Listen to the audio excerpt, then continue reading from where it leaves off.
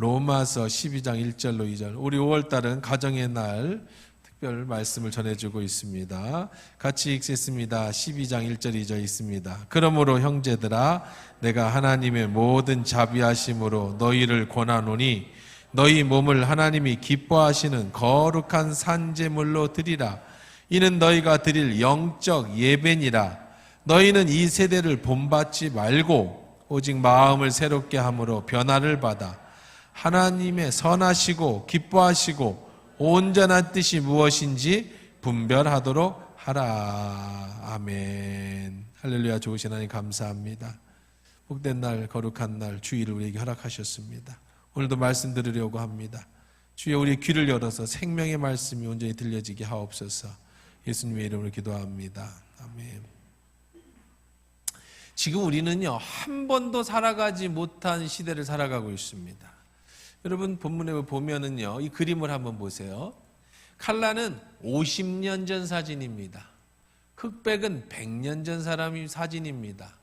여러분 50년이라는 시간이 지났어요. 그리고 100년이라는 시간이 지났는데요, 사람들이 등에다 뭐 지고 가는 거나 집이나 입은 옷이나 흑백이냐 칼라냐 차이가 있지 똑같이 살았습니다. 1000년 전에는 어떻을까요? 500년 전에는 어떻을까요? 다 사람들이 비슷비슷하게 살았어요. 옷도 그렇게 입었고 문익점에 가서 목화를 하나 가져다가 목화를 기르면서 조금씩 옷 입는 패턴이나 재질이 바뀌었겠지요. 고구마가 심어지고 감자가 심어졌겠지요. 하지만 벼씨를 뿌리고 농사를 지면서 그저 똑같이 살았습니다. 뭐 배울 게 아버지에게 할아버지에게 배울 수 있는 게 많지 않았습니다. 그리고 사람들이 다 그렇게 살았던 특별한 게, 그런데요 이제 불과 50년 동안에 전 세계는 역사 이래 한 번도 걸어가 보지 못한 길을 걸어오고 있습니다. 시대가 얼마나 빠르게 지났든지 50년 전과 지금은 완전히 다른 시대에 살고 있어요. 컴퓨터가 개발됐습니다. 인터넷이 개발됐습니다. 인터넷과 컴퓨터의 개발로 세상은 완벽하게 바뀌었는데 최근에는요 AI 인공지능이 나오면서 이제 로봇과 사람이 함께 공존하는 새로운 세계가 이제 좀 펼쳐지고 있습니다. 저는 나름대로 얼리 아답터라고 해서 옛날에 스마트 핸드폰을요 6개월마다 바꿨습니다. 그래서 저희 집에 옛날 구 핸드폰이 굉장히 많았어요. 그래서 남들보다 빨리 사서 쓰는 걸 좋아했는데 어느 날 스마트폰이라는 게 나왔어요. 이 스마트폰이 뭐냐? 그때 우리 은장로님이 저보다 더 빨리 그런 쪽을 받아들여서 아이폰을 쓰고 계시는 거예요. 장로님 이거 뭐요? 나도 핸드폰 있는데 뭐가 다른 거요? 그랬더니 또 그 스마트폰이라는 개념을 배우는데 반나절이 걸렸어요. 그러고 나서 스마트폰을 눌러보니 야 세상에, 옛날에는 기차표를 살려면은 이틀 전, 3일 전, 일주일 전에 가가지고 며칠 날 7시 표요, 자리가 없는데요, 그럼 그 다음 자리로 주세요 표로, 이렇게 살았던 내가 이제는 핸드폰 몇 번 누르면 그 자리에서 실시간으로 기차표를 예매할 수 있는 그런 좋은 시대가 살아났습니다. 저는 아이폰 3라고 막 아이폰 보급형 아이폰이 처음 나올 때 받아서 사람들이 그건 뭐예요? 그러면 제가 또 열심히 가르쳐 줬던 그런 기억이 나는데, 이제 시간이 많이 지났죠. 제 핸드폰이 3년째 쓰고 있습니다. 바꿀 생각이 별로 없어요. 왜냐하면 쓰는 게 맨날 그거예요. 요즘 아이들이 쓰는 그 어플은요 뭐 좀 따라가지도 못합니다. 배우지도 못합니다. 그냥 시대가요 그냥 넋을 놓고 있으면 얼마나 빠르게 지나가는지 모릅니다. 지금 전 세계의 가장 핫한 이슈가 뭔지 아세요? AI가 도래하면서, AI 시대가 도래하면서 이제 인류의 새로운 변혁이 온 거예요. 여러분 컴퓨터가 발전할 때 이 세계는 변화됐습니다. 이제 인터넷이 발전되면서 세상은 바뀌었습니다. 스마트폰이 나오면서 세상이 또 바뀌었습니다. 이제 세상이 또 다르게 바뀌는 게 AI 인공지능 로봇입니다. 이젠 옛날에 공상과학 영화에 나오는 로봇 친구들, 로봇 애완견, 로봇 아내, 로봇 남편, 로봇 친구, 이제 1, 2년 안에 실시간으로 나오는 그런 세상이 된 겁니다. 그러다 보니까 지금은요, 과연 도덕적으로 과학적인 것들을 어떻게 매치시킬까? 이게 지금 세계적으로 가장 핫한 이슈예요. 예를 들면 인공지능으로 자율주행하는 차가 나왔습니다. 차로 앉아서 이제 운전대가 없어요. 차 마시면 서울에 도착합니다. 근데 피치 못해서 여러 가지 이뤄서 사고가 났습니다. 그럼 누구 잘못이에요? 차 만든 회사 잘못입니까? 그 차를 가지고 있는 오너의 잘못입니까? 누군가의 그 잘못을 가려야 하는데 그것을 가릴 수 있는 시기가 없어지는 거예요. 이게 그러니까 도덕, 사회 이것이 인공지능이나 세상의 빠른 것을 따라가지 못하는 시대가 됐다라는 거죠. 자, 그런데요. 여러분, 사탄은 가만히 있을까? 그러지 않습니다. 이 빠른 시대에 귀신은요, 사탄은 똑같이 진화합니다. 옛날에 귀신은요, 어떻게 여러분을 현혹하고 여러분을 넘어뜨렸습니까? 소복을 입고 무섭게 하고 또 사람 마음에 들어가서 정신을 창란을 일으키게 만들고 이게 우리가 일반적으로 아는 귀신이죠. 지금 귀신도 AI로 바뀌었습니다. 사탄도 AI 시대입니다. 사단이 그럼 요즘엔 어떻게 우리를 이용하는가? 사람이 어떻게 넘어뜨리는가? 사탄은 지금 시대의 방법으로 사단은 어쨌든 성경 말씀과 반대되는 일을 하잖아요. 사람을 파괴시킵니다. 그리고 가정을 무너뜨립니다. 그리고 교회를 무너뜨립니다. 이것이 사탄이 하는 일이에요. 옛날에는 사람 속에 들어가서 정신을 일으키고 바람 피게 만들어서 가정을 파괴시키고 귀신이 나와서 귀신 들리게 만들고 이렇게 해서 영적으로 귀신의 역할을 했다면 지금 AI 시대에 AI에 맞는 귀신들의 역할이 있다고요. 사단의 역할이 있다고요. 그래서 성경은 이렇게 얘기를 하는 겁니다. 오늘 본문에 그러므로 형제들아 내가 하나님의 모든 자비하심으로 너희를 권하노니 너희 몸을 하나님 기뻐하시는 거룩한 산제물로 이것이 너희들 영적 예배니라. 자, 그 다음에 보세요. 너희는 이 세대를 본받지 말고 오직 마음을 새롭게 해라. 그리고 변화받아라. 하나님의 선하시고 기뻐하시고 온전한 뜻이 무엇인지 분별하도록 하라. 2000년 전에 로마서에 쓴 하나님 말씀이 지금 우리들에게 너무나도 필요한 말씀이에요. 500년 전에, 100년 전에, 1000년 전에 사람은 크게 변화가 없었는데 지난 50년 사이에 저도 못 따라갈 정도로 요즘에는 아마 휴대폰 여러분이 새 거 사시는 분들은 다 왜 사요? 카메라 잘 나와서 사는 걸 거예요 아마. 그렇죠? 어플 잘 쓰고 그거 잘 못할 겁니다. 젊은 애들이나 그렇지. 그렇게 세상이 빠른 이 세상에서 이 세대에서 어떻게 변화되고 있는지를 보아야 된다. 네가 어떤 것이 하나님의 선인지를 발견해야 된다. 온전한 뜻이 무엇인지 알아야 된다. 한마디로 말해서 이 시대를 뭐 해야 된다고요? 분별할 수 있어야 된다는 거예요. 여러분이 이 시대를 분별하지 못하면 귀신에게 여러분 다 잡힙니다. 사단에게 다 잡혀갑니다. 그래서 오늘은 제가 가정의 달 3번째 시리즈 설교로 오랫동안 기도하면서 준비했던 내용입니다. 바로 사단이 어떻게 이 시대의 귀신이 어떻게 여러분에게 역사하느냐? 바로 중독이라는 것을 통해서 여러분을 무너뜨리고 가정을 무너뜨리고 교회를 무너뜨린다라는 겁니다. 사단이 여러분을 파괴하는 가장 대표적인 게 중독입니다. 중독이 뭘까요? 여러분 중독이라고 하면 제가 여기 네이버 단어에 썼습니다. 독으로 지칭되는 유해 물질에 의한 신체적 중독과 알코올, 마약과 같은 약물 남용에 의한 정신적으로 의존적인 중독을 동시에 일컫는 말이다. 그래서 중독. 그럼 여러분이 아마 이렇게 생각하실 겁니다. 아, 중독? 마약? 알코올 중독? 나하고 상관없는 얘기네. 그렇지. 사단이 마약이나 알코올 중독으로 사람을 넘어뜨리지. 그게 아닙니다. AI 시대라고 말씀을 드렸어요. 자, 보십시다. 왜 중독이 생기는가? 이걸 과학적으로 연구를 해봅니다.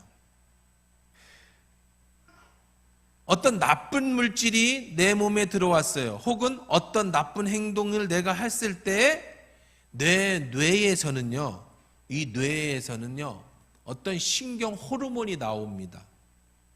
도파민이라고 들어보셨을 거예요. 도파민이라는 신경 호르몬이 나옵니다. 이 도파민이 내 몸에 들어와서 내 몸을 망가뜨리는 거예요. 이 도파민이 나오면 우리가 흥분합니다. 기뻐요. 즐거워집니다. 하나님이 주신 거예요. 근데 이 도파민을 의도적으로 나오게 만드는 행위를 지금 하는 거예요, 우리가. 사단은 여러분의 머릿속에 도파민을 의도적으로 나오게 만들어요. 자, 이게 무슨 얘기인지 우리가 과학적으로 의사의 얘기를 한번 들어봅니다. 우리 뇌에는 여러 가지 호르몬들이 있는데 그 중에서도 우리 사람의 기분을 좋게 해서 행복 호르몬이라고도 불리는 게 바로 조금 도파민이에요. 줄여줘.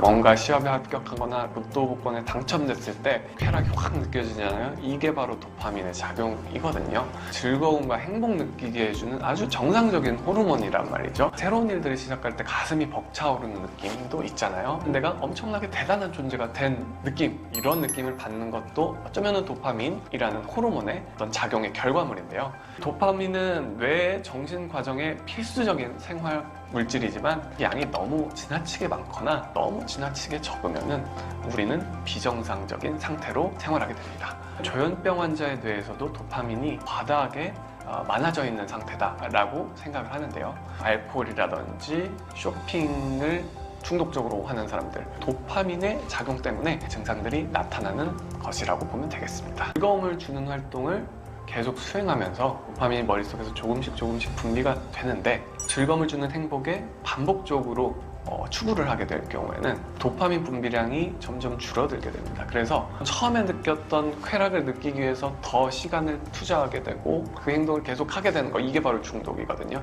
중독을 유발하는 이런 행동에 계속 반복을 하게 되면은 이 행동 이외에는 다른 행동에서는 별다른 즐거움을 느끼지 못한다는 게 문제고요. 중독 활동을 추구를 하면은 쾌락을 느끼지만 그 중독 활동이 끝나게 되면 느껴지는 그 고통과 금단 증상도 굉장히 커지게 되거든요. 중독 행위를 하고 있지 않을 때 일상생활에서는 굉장히 무기력해지고 만족도 느끼지 못하고 극심하게 우울해지는 그런 상태에 빠질 수가 있습니다. 중독자들은 이전보다 뭔가 위험한 행동을 하게 되고 충동적인 행동을 하기 쉬워집니다. 왜냐면 쾌락을 느껴야 되니까요. 뭔가 낮은 자존감, 우울감에 결과적으로 시달리게 되고 가족관계라든지 친구관계, 이런 사회관계에서도 문제가 생길 수가 있습니다.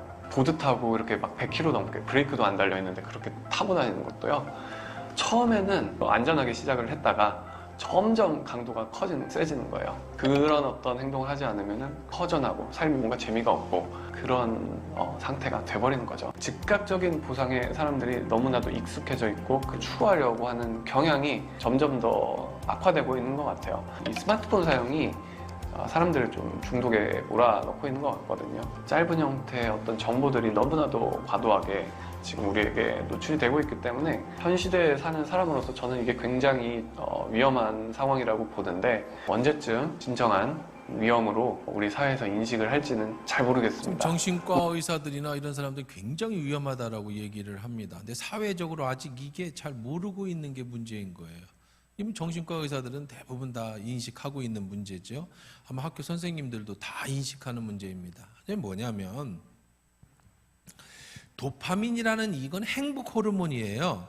하나님이 창조하실 때 우리에게 정상적으로 주신 호르몬입니다.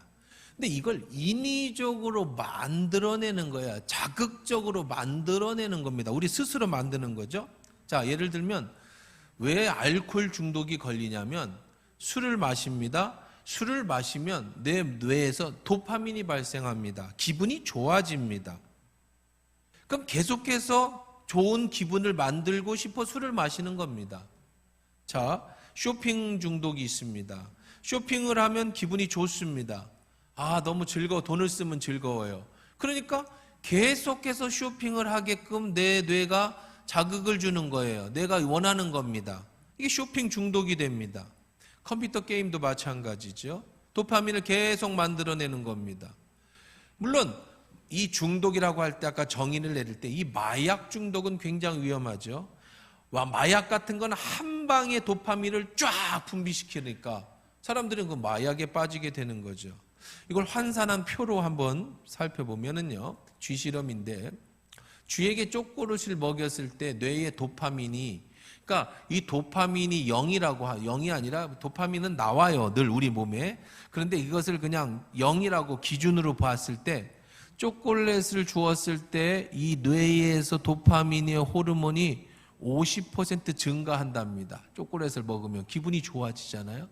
그 다음에 이제 남녀가 관계를 맺을 때 그걸 100이라고 봅니다. 100%의 좋은 기분이 뇌에서 도파민이 나오는 거예요.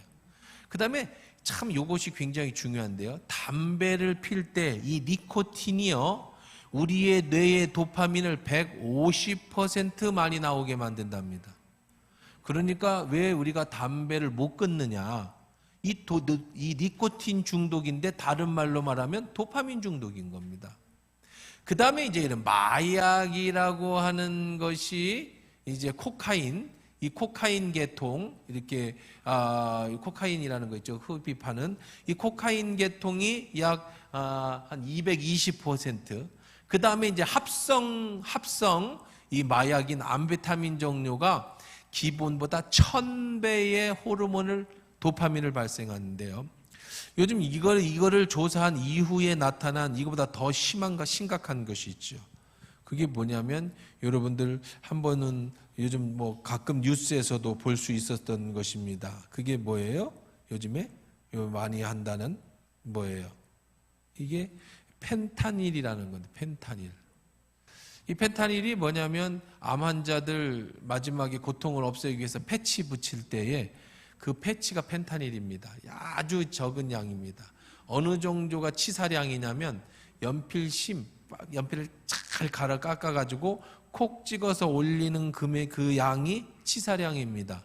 그래서 미국 같은 경우는 영상 같은 데 보면 경찰이 이 마약을 단속하다가 이 그 펜타닐 가루가 이렇게 몸을 뒤지다 펜타닐 가루가 흡입하면 그 자리에서 쓰러지는 장면도 나올 정도로 치사량이 연필심 끝에. 자, 그런데 이 펜타닐이 여러분들 뉴스에서 많이 보셨죠? 미국의 청소년들의 사망 원인 1위입니다. 교통사고, 암 모든 걸 다 이기고 이 미국 전체를 다 이기고 최고 사망 원인이 바로 펜타닐이죠. 이 펜타닐증 이것이 굉장히 큰 문제입니다. 한 방에 그냥 펜타닐을 한번 흡입하면 5년 후에 사람이 어떻게 되냐라고 물어보니까 펜타닐을 흡입하고 5년 동안 살아있는 사람을 본 적이 없답니다. 그냥 5년 안에 사람은 죽는 거예요. 그냥 죽어버리는 약이. 뭐 이런 것들이 모두 무슨 작용이냐면 우리 뇌에서 도파민을 분비시키는 그런 화학작용. 그걸 계속 찾는 이것을 바로 뭐라고 말하냐면 중독이라고 얘기를 하는 건데요. 자, 보십시오. 우리 몸은요, 도파민이 발생해서 보세요. 도파민이 발생해서 쾌락이 나오면 그 쾌락이 나오는 만큼의 고통이 나오게 돼 있답니다. 그래서 이걸 균형을 잡아주는 거예요. 고통이 없으면 어떻게 됩니까? 여러분, 고통이 없으면 계속 도파민을 계속 분비되면 어떻게 될까, 사람이? 그러니까 하나님이 그냥 그렇게 만드셨어요. 그렇게 하면 어떻게 돼, 상식적으로? 죽는 거예요. 기분 좋게 죽겠죠. 뭐 죽어도 그냥 웃으면서 죽겠지.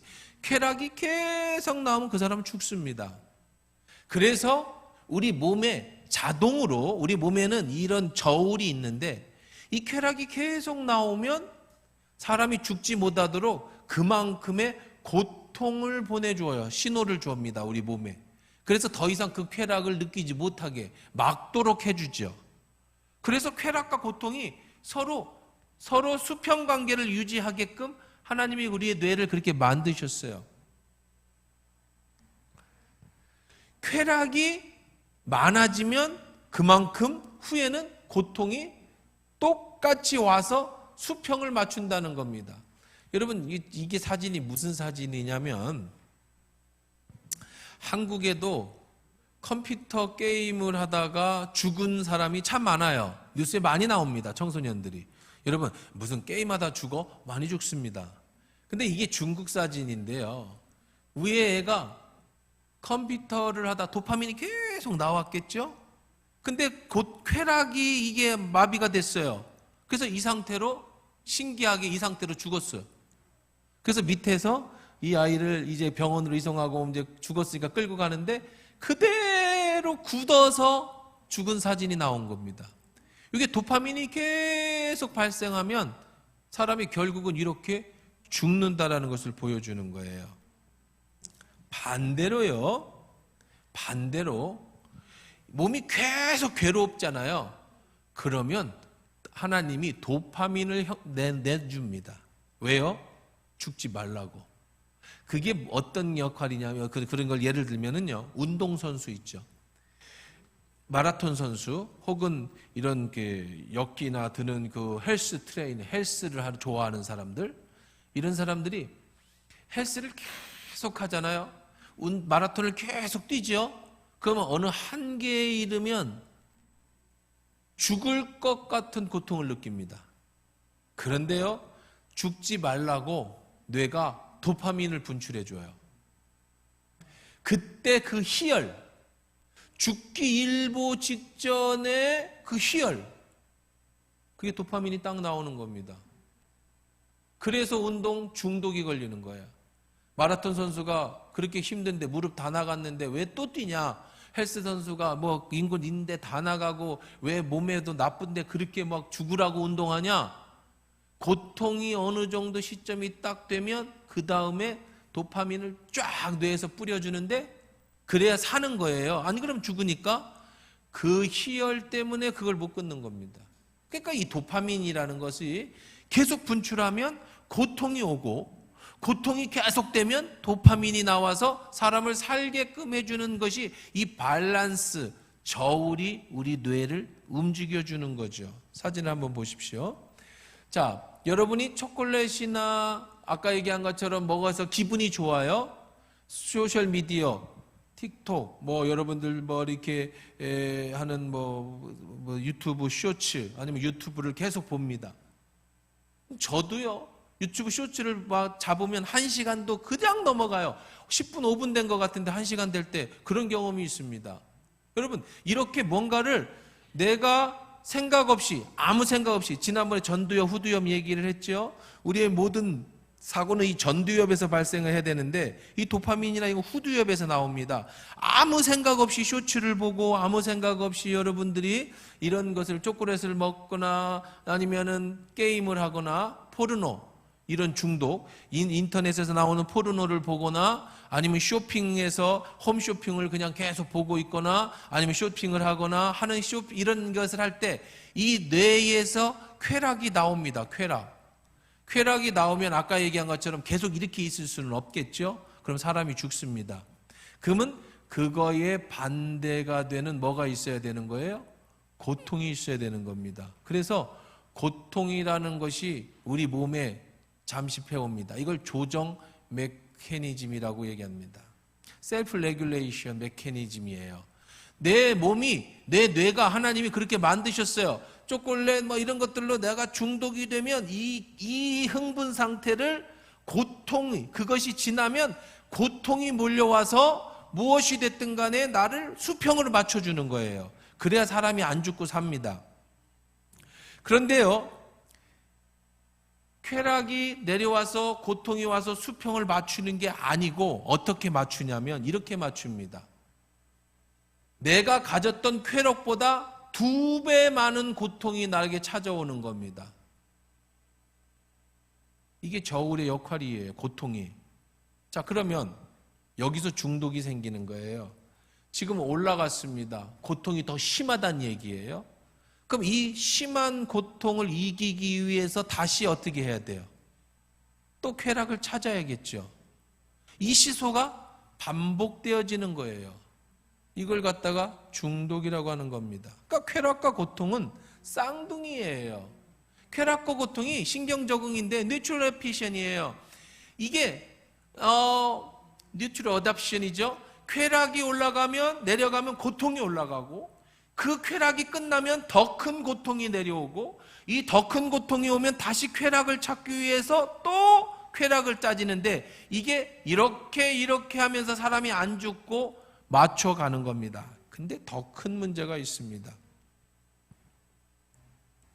무슨 문제냐면은요, 이게 이렇게 맞춰만 가는데 이 쾌락을 추구하고 다시 이 고통이 올 때에는요, 아주 심한 고통이 오는 거고요, 이 고통에서 다시 쾌락으로 넘어갈 때는요, 처음 내가 접했던 것보다 더 2배, 3배 강한 자극을 줘야만 처음 내가 접했을 때 그 쾌락을 느낄 수 있다는 거예요. 이게 왔다 갔다가 그냥 왔다 갔다가 아니라 한 번 내려갈 때 2배 고통이 오고요, 다시 그 쾌락을 얻기 위해서 4배의 강한 자극이 필요하고요, 이 4배의 고통 자극이 왔으면 다시 8배의 고통이 오는 거예요. 자, 예를 들면 그렇습니다. 처음 음란물을 접할 때 남자 여자 벗은 것만 봐도 도파민이 쫙 품어집니다. 그런데 이게 자꾸 지속이 되다 보면 이제 완전히 변태적인 성행위를 하는 것에만 몸이 반응을 하게끔 되는 거예요. 그 후에 오는 이 죄책감과 이 고통과 삶의 무력함이 이제는 4배, 8배, 16배로다가 늘어나게 돼서 결국은 그거에 피폐해지는 거죠. 사람이 그렇게 끝나버리는 겁니다. 스카이다이버들이요, 처음에 스카이다이빙을 쫙 해서 하늘을 날 때 이 도파민이 쫙 뿜어진답니다. 아, 이런 세상이 있구나 하고 2번째 스카이다이빙을 하면 그때의 희열이 반으로 줄어들어요. 그런데 이게 시간이 지나면 하늘을 날을 때 그 기분이 그냥 기분 좋은 상태가 되지, 내가 처음 스카이다이빙을 할 때 그 쾌락을 못 느낀다는 겁니다. 모든 익스트레임 스포츠가 그래요. 아까 의사가 얘기했죠. 애들이 100km씩 돌고 그냥 막 위험한데 도로를 질주하는 것, 오토바이 타는 청소년 애들이 왜 미친 척하고 오토바이를 타고 그렇게 달리느냐. 처음에 오토바이 탈 때 바람이 내 머리를 가르고 기분 좋았던 감정을 느끼고 싶은데 이 속도 갖고는 안 돼. 빠르게 더 빠르게 자극이 더 큰 자극, 더 큰 자격이 와야만 그때의 쾌락에 도달할 수 있게 되고, 그것이 끝나고 나면 점점점 고통과 파멸이 그것의 배가 되어진다라는 거죠. 이게 중독이라고 하는 겁니다. 중독.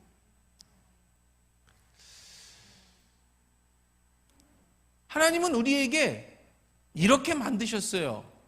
우리 삶에 쾌락이 있습니다.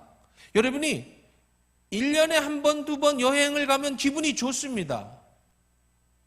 여러분이 가끔 재미있는 영화를 한 편 보면 기분이 좋습니다.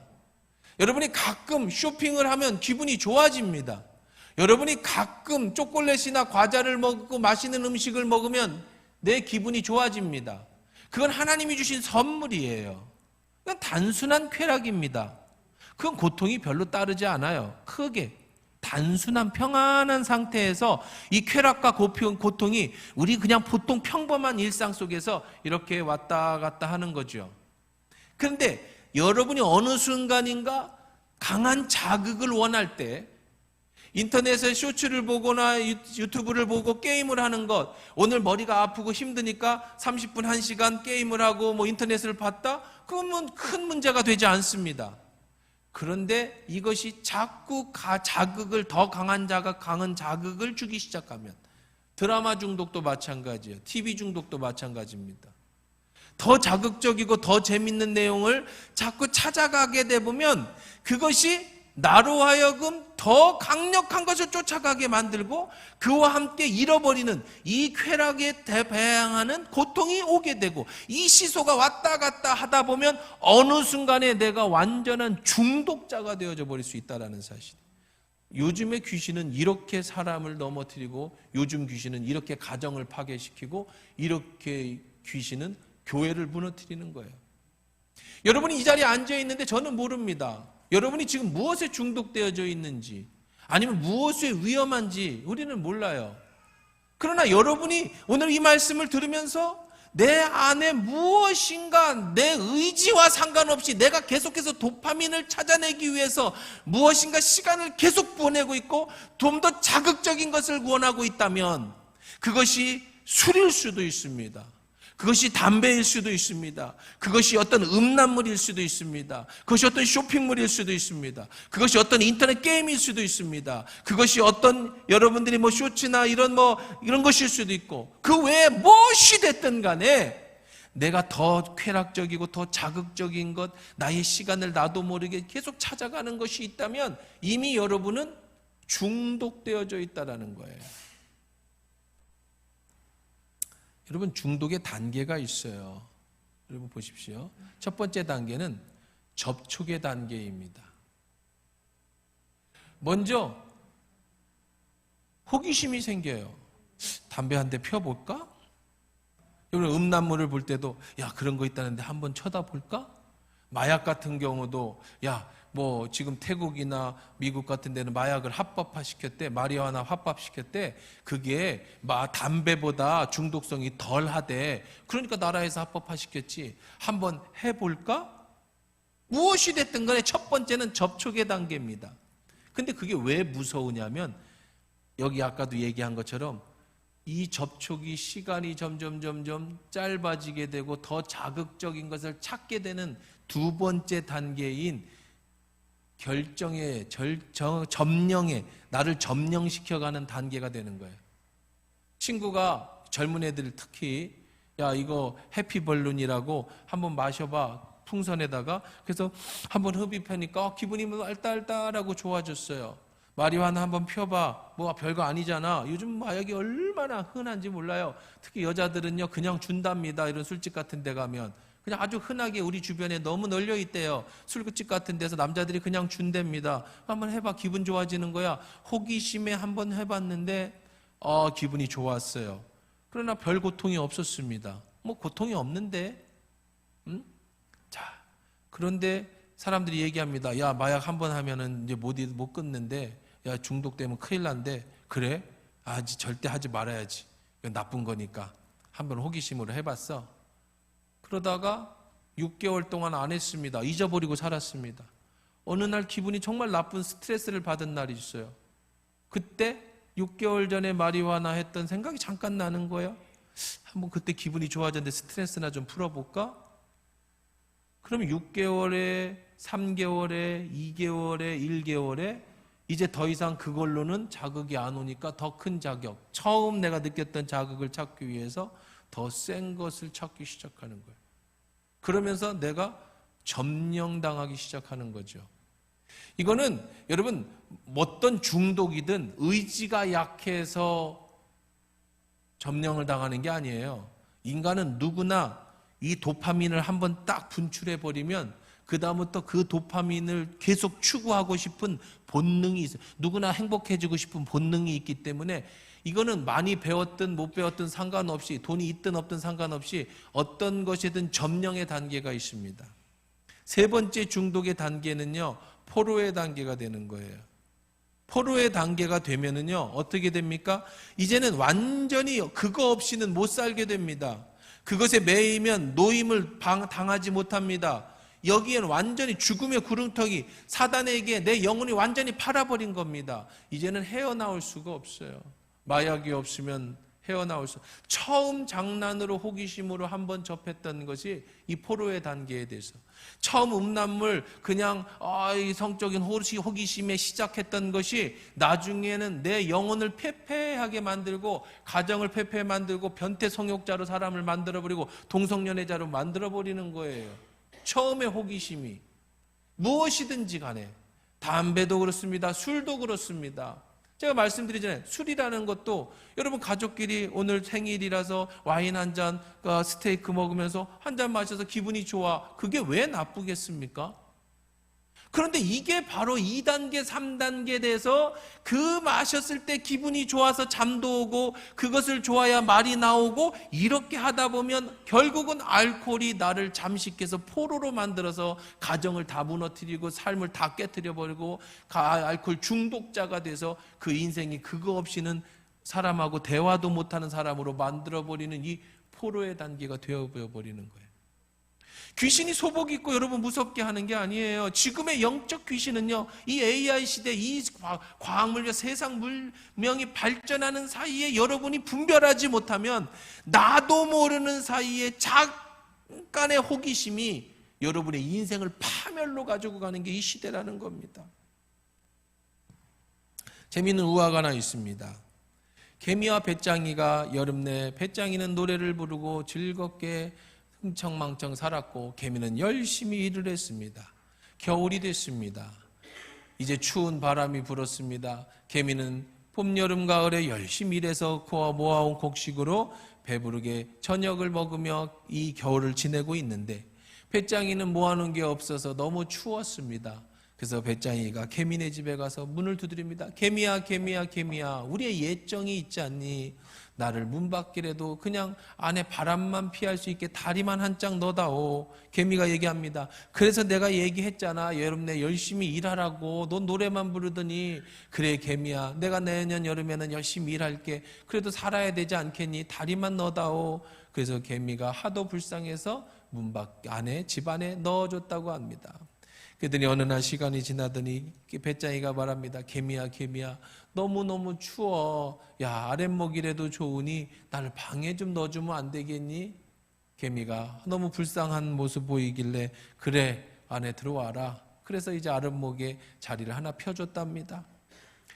밥을 먹을 때 그냥 먹을 수 있습니까? 배짱이도 좀 주면서 그렇게 같이 생활을 했는데 어느 날 배짱이가 이렇게 얘기하더랍니다. 개미야, 개미야, 너 모아놓은 곡식이 이 겨울을 다 지내고도 남을 것 같은데 남으면 뭐하니? 썩는 거 내가 술 만드는 법을 알려줄게. 그러면서 그걸 가지고 술을 만들어서 개미에게 한 잔 먹였답니다. 개미가 그 술을 한 잔 먹고 기분이 좋아졌어요. 그러더니 1단계, 2단계, 3단계 포로의 단계가 돼서 알코올 중독자가 되고 그 남은 그것으로다가 다 술을 만들어 먹다가 마지막에는 배짱이가 개미를 내쫓아버리고 그 집을 차지했더라. 누가 만든 우화 같지만 이게 정말로 이 중독이 이렇게 되는 거예요. 발 하나 넣어준 것, 그다음에 아랫목 하나 넣어준 것, 그래서 불쌍해서 뭐 조금 준 것이 결국은 그 영혼을 전부 파멸시켜버리는 것. 이게 바로 중독이라는 겁니다. 오늘 여러분은 무엇에 지금 중독되셨을 수도 있고 아니면 어떤 중독의 초기 단계에 있을 수도 있지만 지금 시대는요, 너무나도 많은 유혹들이 사단이 너무나도 많은 것으로 우리 개인을 파괴시키고 이런 문제로 가정을 파괴시키고 이런 문제로 교회를 깨트려지는 이런 많은 일들을 여러분들을 지금 유혹하고 있다는 겁니다. 여러분이 알고 있어야 돼요. 가장 최선의 방법은 뭘까요? 어떻게 하는 게 제일 좋을까요? 첫 번째로는요, 내가 환자인 걸 인식하셔야 됩니다. 여러분이 드라마에 빠져서 중독되어질 수도 있고요. 심지어 어떤 분은 커피 중독도 있습니다. 하루에 10잔 이상 마시지 않으면 살 수가 없어요. 한 잔 먹으면 그 시간이 30분 지나면 머리가 멍해지고 아파져서 커피를 또 마셔야만 다시 카페인 중독이죠. 니코틴 중독이 있습니다. 알코올 중독이 있습니다. 인터넷 중독, 여러분 스마트폰 중독, 무엇이든 간에 여러분들이 도파민을 분산하기 위해서 그걸 하지 않으면 손이 불안하고 마음이 불안한 모든 것들이 있다면 어떤 것이 됐든 하나님이 만들어주신 평정심이 유지되지 않고 무엇인가 내 마음을 다 빼앗고 있다면 그것이 중독이라는 거예요. 첫 번째, 내가 그렇다면 내가 그런 환자라는 걸 인식하는 것이 제일 중요합니다. 쇼핑 중독일 수도 있습니다.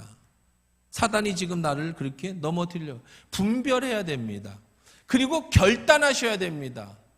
아, 이것이 중독이라는 거구나. 아, 이런 것도 중독이 될 수 있구나. 내가 도파민을 분비하기 위해서 내가 의도적으로 이걸 찾아가고 있구나. 결국은 내가 파멸로 끝날 수도 있겠구나. 더 많은 고통이 따라오겠구나. 인식하는 것. 그리고 내가 만약에 그렇다면 여기를 끊는 결단하는 것이 첫 번째 단계입니다. 그런데요, 이게 끊어지면 중독이 아니에요. 중독은 이게 안 끊어지는 게 문제입니다. 말씀을 들어도 잠깐이에요. 수없이 사람들한테 얘기를 들어서 내가 잘못됐다는 걸 아는데도 또다시 나는 자꾸 그것을 찾아가는 걸 중독이라고 얘기합니다. 두 번째 단계는요, 예수님 앞에 나아가야 합니다. 성경은 이렇게 얘기합니다. 있는 모습 그대로 가져와라. 너희 죄가 주홍 같을지라도 눈과 같이 희어질 것이요 진홍같이 붉기라 양털같이. 예수님이 치료해 줄 수 있다는 사실을 믿고 예수님께 나와야 돼. 물론 상담 치료도 중요하고 병원 치료도 중요하지만 제일 중요한 건 예수님이 나를 치료해 주실 수 있다라는 내 죄를 가지고 나가야 합니다. 나는 나를 위하여 내 허물을 도말하는 자니 내 죄를 기억하지 아니하니라. 하나님이 나를 위해서 너의 죄를 용서해 주겠다. 하나님 앞에 나가야 됩니다. 수고하고 무거운 짐진 자들아 다 내게로 오라. 내가 너희를 쉬게 하리라. 하나님 앞에 나가야 돼요. 우선은 내가 환자라는 걸 인식하는 게 첫 번째 단계라면, 두 번째 단계, 이 문제를 해결하기 위해서 예수님께 나가야 됩니다. 어떻게 나가느냐면요, 여러분이 고통 속에 있을 때 나가는 건 누구나 다 나갑니다.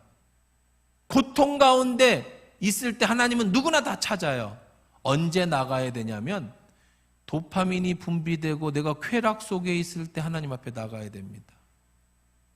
예를 들어서 여러분이 어떤 인터넷에 어떤 그 음란 사이트에 중독이 되어 있다. 하루에도 1시간, 2시간씩 더 자극적인 걸 찾아가고 그것이 내 삶을 패폐하게 하고 가정을 망가뜨리고 있다. 그러면 여러분이 음란물을 보면서 하나님 앞에 나가셔야 됩니다. 하나님, 제가 이걸 또 보고 있습니다. 할 수 있어요. 여러분 이성이 있기 때문에. 미친 건 아니니까. 성령님 저를 도와주세요. 보시면서 하시라고요. 그걸 끊을 수 있으면 1단계고요. 그게 안 끊어지고 또 내가 유혹에 넘어가면 그러면 하나님 앞에 함께 같이 보라는 거예요. 하나님하고 같이 봐.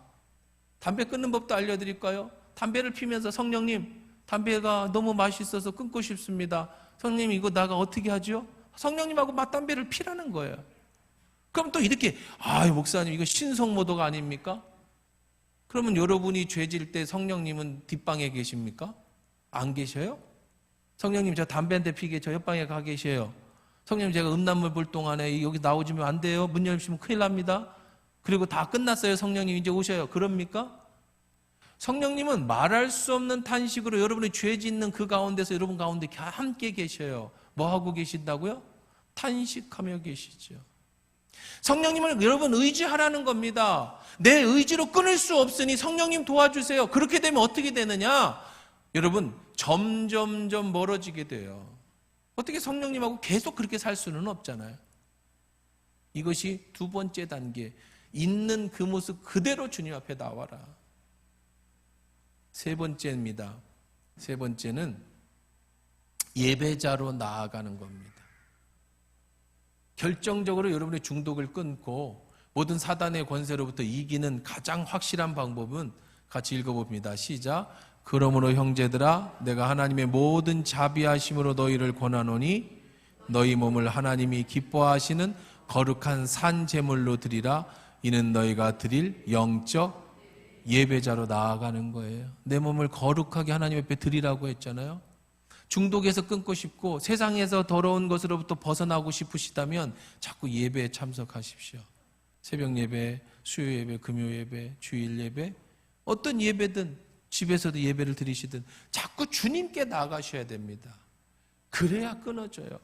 이 도파민이라는 이 뇌가 한번 망가지면은요, 여러분 어떤 마약이든 뭔가 됐든 중독이 돼서 자극으로 자꾸 도파민을 인위적으로 발생하면 내 뇌가 망가지는 거예요. 기억력이 감퇴되고 아까 의사가 얘기하잖아요. 자꾸 흥분하게 되고요.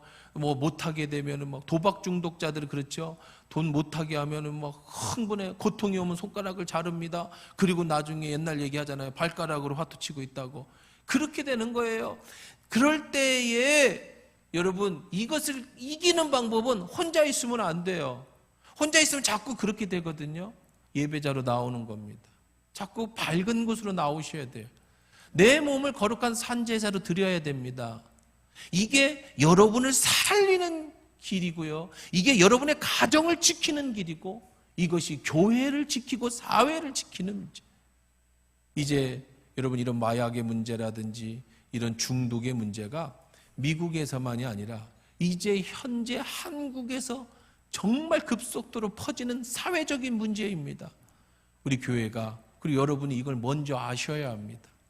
중독이 얼마나 무섭고, 사단이 지금 시대에 귀신이 어떻게 여러분들을 장악시켜서 어떻게 여러분을 망가뜨리고 인생을 끝나게 하는지, 오늘 말씀 잘 기억하면서 여러분이 어떤 중독이 있든지 1단계든 2단계든 3단계든 주님 앞에서 완전히 끊고 하나님이 주시는 영적인 기쁨, 세상이 줄 수 없는 하나님이 주시는 참된 평안, 인위적 도파민이 아닌 우리의 영적인 만족을 주시는 하나님께서 주시는 그 은혜대로 여러분 살아가실 때 이 땅에서 주시는 삶과 영원한 천국에서 여러분에게 큰 은혜의 복을 선물로 내려주실 줄 믿습니다.